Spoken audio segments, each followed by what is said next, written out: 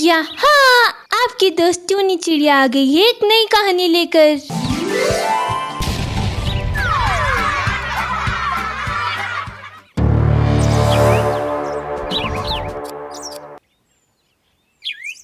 Press वाली चुड़ैल। सुंदरबन नामक एक जंगल था जिसमें रीमा नाम की एक कबूतरी रहती थी। रीमा कबूतरी बहुत गरीब थी और उसके भोजन का भी कोई ठिकाना नहीं था। एक दिन, मैं इतनी गरीब हूँ कि जंगल का कोई भी पशु पक्षी अपने यहाँ मुझे काम नहीं देता है। मुझे अपने रोजगार के लिए कोई न कोई उपाय तो सोचना ही होगा। रीमा अपने लिए कोई छोटा मोटा रोजगार ढूंढने लगती है। तभी रीमा को कपड़े प्रेस करने का उपाय सूझता है। ये अच्छा उपाय है, जंगल में कोई कपड़े प्रेस करने वाला पक्षी भी नहीं है, क्यों ना मैं अपनी एक कपड़े प्रेस करने की दुकान खोल लूं। ऐसा सोचकर रीमा एक कपड़े प्रेस करने की दुकान खोल लेती है। अरे इस गरीब भिखारन रीमा ने तो प्रेस करने की दुकान खोल ली है। अगर इसकी दुकान चलने लगी ना तो ये भी हम लोगों के साथ उठने बैठने लगेगी। मैं ऐसा नहीं होने दूंगा। इस रीमा की दुकान मैं नहीं चलने दूंगा। इसके बाद कालू कौवा रीमा कबूतरी की दुकान पर पहुंच जाता है। देखो रीमा, चुपचाप अपनी प्रेस की दुकान यहाँ से हटा लो। तुम चाहे जो भी कर लो, तुम्हारे जैसे फटीचर से जंगल का कोई भी पक्षी अपने कपड़े प्रेस नहीं करवाएगा। कालू भाई, मैं कोई गलत काम तो नहीं कर रही हूँ। मैं तो मेहनत मजदूरी करके अपना और अपने परिवार का पेट पालना चाहती हूँ। आपको इससे क्या परेशानी है? रीमा की बात सुनकर कालू कौवा को गुस्सा आ जाता है और वो रीमा की दुकान का सामान उठाकर सड़क पर फेंकने लगता है। अपनी दुकान का सामान सड़क पर बिखरा दे रीमा सामान उठाने के लिए सड़क की ओर दौड़ती है। तभी सड़क से गुजरने वाली एक गाड़ी रीमा को एक जोरदार टक्कर मार देती है, जिससे रीमा की तुरंत ही मौत हो जाती है और वो एक चुड़ैल चिड़िया में बदल जाती है। रीमा कबूतरी को खून से लथपथ देख, हे भगवान, अरे ये क्या हो गया? अरे ये रीमा कबूतरी तो मर गई। अरे मैं इसको मारना नहीं चाहता था, बस डरा धमका कर भगाना चाहता था, लेकिन इस गाड़ी के नीचे आकर तो इसकी मौत हो गई। अरे इससे पहले कि किसी और को पता चले, मैं यहाँ से निकल लेता हूँ। हाँ, ये ठीक रहेगा। जैसे ही कालू कौवा वहाँ से भागने को होता है, रीमा की आत्मा चुड़ैल बनकर उसके सामने आ जाती है। कहाँ भाग रहा है कालू कौवे? तेरी वजह से ही मेरी मौत हुई है। मैं तो ईमानदारी से मेहनत करके अपने परिवार को पालना चाहती थी, लेकिन तूने घमंड में चूर होकर मेरी दुकान में तोड़ फोड़ की और तेरे ही कारण उस गाड़ी से टकराकर मेरी मौत हुई है। अब तो यहाँ से जिंदा बचकर नहीं जाएगा। इतना कहकर रीमा कबूतरी की आत्मा उसके ऊपर टूट पड़ती है और उसको मारकर उसका खून चूस लेती है। कालू कौवा को मारने के बाद चुड़ैल का गुस्सा शांत हो जाता है। अब मैं क्या करूँगी? मेरे मरने के बाद मेरे परिवार का क्या होगा? मेरे पति तो उड़ भी नहीं सकते हैं। मेरी नन्ही सी बेटी का क्या होगा? अगर मैं भोजन लेकर नहीं जाऊंगी, वो दोनों तो भूखे ही मर जाएंगे। मुझे कुछ न कुछ उपाय तो सोचना ही होगा। तभी चुड़ैल रीमा कबूतरी को एक उपाय सूझता है। अब से मैं दिन में रीमा कबूतरी बनकर ही रहूंगी और रात के अंधेरे में अपने चुड़ैल के अवतार में आ जाया करूंगी। ऐसा करने से प्रेस करके अपने परिवार के लिए कुछ पैसा भी कमा पाऊंगी और उनका ध्यान भी रख सकूंगी। कुछ देर बाद रीमा कबूतरी अपने घर पहुँच जाती है। देखो बेटा, मैंने एक प्रेस की दुकान खोली है। अब से मैं शाम तक वहीं पर काम करूंगी, लेकिन दिन ढलने से पहले मुझे एक जरूरी काम से बाहर जाना होगा।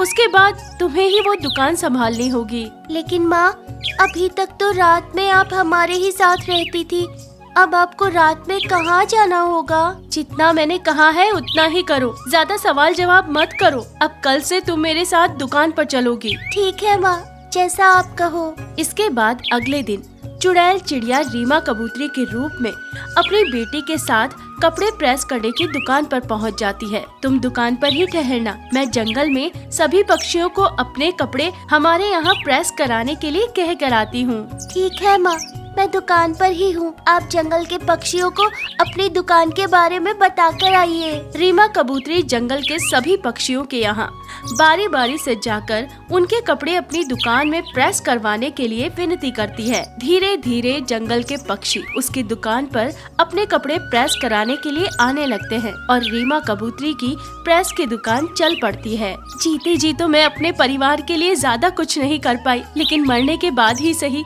अब मेरी प्रेस की दुकान अच्छी चल रही है। अगर ऐसा ही चलता रहा तो मैं कुछ ही दिनों में अपने परिवार के लिए कुछ पैसे जमा करने के बाद सुकून से इस दुनिया से जा सकूंगी। कुछ दिन बीत जाते हैं। एक दिन बिल्लूबाज रीमा कबूतरी की दुकान पर आता है। देख रीमा, शाम के 5 बजे तक मेरे सारे कपड़े प्रेस हो जाने चाहिए, नहीं तो तू जानती ही है कि मुझसे बुरा कोई नहीं होगा। देखो बिल्लू भाई, आपसे पहले बहुत सारे पक्षियों ने अपने कपड़े प्रेस के लिए दिए हुए हैं। आपके कपड़े मैं उनके बाद ही प्रेस कर पाऊंगी। देख रीमा, मुझसे जबान मत लड़ा। चुपचाप 5 बजे से पहले मेरे सारे कपड़े प्रेस कर देना, नहीं तो अंजाम भुगतने के लिए तैयार रहना। बिल्लूबाज की बातें सुनकर रीमा चुड़ैल को बहुत गुस्सा आता है, लेकिन वो अपने गुस्से को काबू में कर लेती है और चुपचाप कपड़े प्रेस करती रहती है। इसी तरह शाम के 5 बज जाते हैं और रीमा चुड़ैल दिन ढलने से पहले ही अपनी दुकान छोड़कर चली जाती है। कुछ देर बाद बिल्लूबाज वहाँ आता है। ए छोटी कबूतरी, तेरी माँ कहाँ है? मैंने उससे कहा था कि 5 बजे से पहले मेरे कपड़े प्रेस कर देना। मेरे कपड़े प्रेस हुए हैं या नहीं? काका, आपके कपड़े तो अभी प्रेस नहीं हो पाए हैं और माँ शाम के बाद दुकान पर नहीं रुकती। अब तो दुकान पर सिर्फ मैं ही हूँ। अब तो आपके कपड़े कल ही प्रेस हो पाएंगे। रीमा की बेटी की बात सुनकर बिल्लूबाज को बहुत गुस्सा आता है और वो रीमा की बेटी को धक्का दे देता है। अपनी बेटी के साथ हुए इस व्यवहार से रीमा कबूतरी अपने चुड़ैल वाले रूप में आ जाती है। तेरे जैसे पक्षियों को प्यार से कोई बात समझ में नहीं आती। मैंने तुझसे कहा था तेरे कपड़े आज प्रेस नहीं हो पाएंगे, फिर भी तुमने मेरी नन्ही सी बच्ची के ऊपर हाथ उठाया। अब मैं तुझे नहीं छोड़ूंगी, तेरे इन हाथों को तोड़ दूंगी ताकि फिर कभी तू अपनी ताकत का घमंड न दिखा सके। उसके बाद रीमा चुड़ैल बिल्लूबाज के दोनों हाथों को मरोड़ देती है और उसकी गर्दन मरोड़कर उसका खून चूस लेती है। अपनी माँ को चुड़ैल के रूप में देखकर रीमा की बेटी बहुत घबरा जाती है। माँ, ये तुमको क्या हो गया है? तुम एक चुड़ैल कैसे बन गई? तुम तो मेरी माँ हो ना। तुम एक चुड़ैल कैसे हो सकती हो? हाँ बेटा, मैं तुम्हारी माँ ही हूँ, लेकिन इस जंगल के दुष्ट पक्षियों के कारण मैं एक चुड़ैल में बदल गई हूँ। लेकिन मैं नहीं चाहती थी कि तुम्हें ये बात कभी भी पता चले, इसीलिए शाम होने से पहले ही मैं दुकान को छोड़कर चली जाती थी, क्योंकि अंधेरा होने के बाद मैं अपने चुड़ैल के रूप में आ जाती हूँ।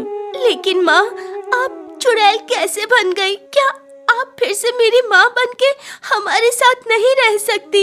नहीं मेरे बच्चे, अब मैं कभी भी वापस एक कबूतरी नहीं बन सकती। मेरी मौत एक गाड़ी के टकराने के कारण हो गई थी, लेकिन तुम बिल्कुल भी चिंता मत करो। मैं तुम्हारा और तुम्हारे पिताजी का पूरा ध्यान रखूंगी और जंगल के पक्षियों के कपड़े प्रेस करके पूरी मेहनत से तुम्हारे और तुम्हारे पिता के लिए रुपयों का इंतजाम करूंगी, ताकि तुम अच्छे से पढ़ लिख सको और तुम्हें मेरी तरह काम के लिए यहाँ वहाँ ना भटकना पड़े। अपनी माँ की बात सुनकर रीमा की बेटी जोर जोर से रोने लगती है। आप बहुत अच्छी हो माँ, आप हमें कितना प्यार करती हो। मैं आपका ये राज किसी को भी नहीं बताऊंगी। तो क्या आप हमारे साथ हमेशा के लिए ऐसे ही रह सकती हैं? हमेशा तो नहीं, लेकिन जब तक तुम बड़ी नहीं हो जाती तब तक मैं तुम्हारे साथ ही रहूंगी और जो कोई भी तुम्हें या तुम्हारे पिता को नुकसान पहुंचाने की कोशिश करेगा उसे मैं नहीं छोड़ूंगी। उसके बाद रीमा कबूतरी की आत्मा दिन के समय एक सामान्य कबूतरी के रूप में अपने परिवार के साथ रहने लगती है और जो कोई भी उसकी बेटी को सताता है उसे मार डालती है। धीरे धीरे समय बीत जाता है और रीमा की बेटी बड़ी हो जाती है। आज मैं बहुत खुश हूँ बेटा, तुमने अपनी पढ़ाई पूरी कर ली है और अब तुम अपने पैरों पर खड़ी हो गई हो। अब तुम्हें मेरी उस प्रेस की दुकान की कोई जरूरत नहीं है, इसलिए अब मैं दुनिया को छोड़कर हमेशा के लिए जा रही हूँ। आज से प्रेस वाली चुड़ैल की कहानी मेरे साथ ही हमेशा के लिए खत्म हो जाएगी। मेरा आशीर्वाद हमेशा तुम्हारे साथ रहेगा। इतना कहकर रीमा कबूतरी की आत्मा तृप्त होकर उस जंगल से हमेशा के लिए चली जाती है।